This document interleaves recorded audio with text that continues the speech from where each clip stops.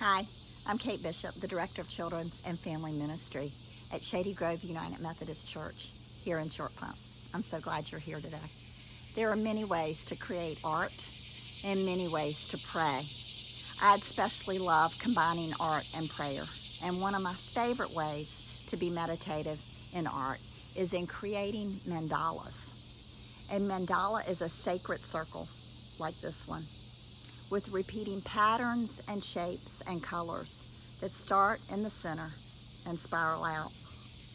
You've seen lots of mandalas in nature, mandalas created by God. Flowers like sunflowers and daisies have a center and then they spiral out.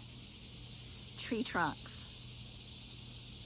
seashells, pine cones, and spider webs are just a few. I love to make mandalas out of things that I find in the yard, like this one.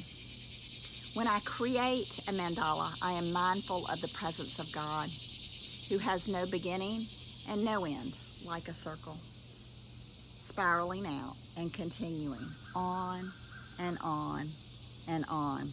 When I create a mandala, I like to start in the center and then just add in a repetitive pattern that just continues. When we start with God in the center of our hearts and start spiraling out, we can put into motion all kinds of things. Mandalas are great for reducing stress and healing.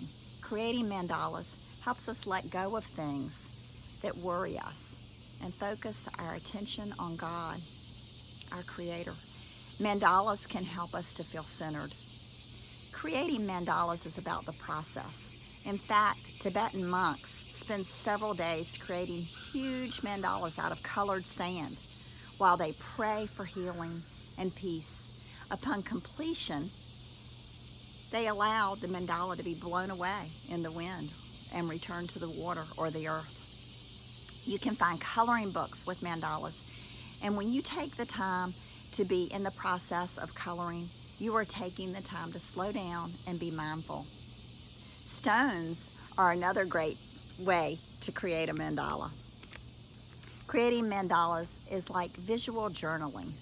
It's always great to put the date on the back so you can remember what your life was like at the time that you created that.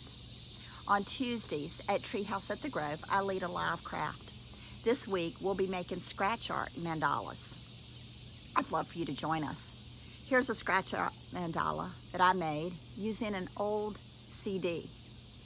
I painted the shiny side of it, and then I scratched. It's really fun. I used a skewer, but you can use all kinds of things to scratch a design. And it's helpful to turn around as you go along.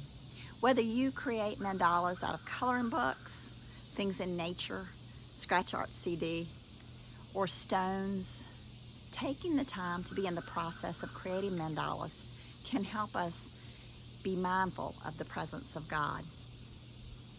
I'd love to hear from you how you experience the process of creating mandalas as a form of meditation and prayer.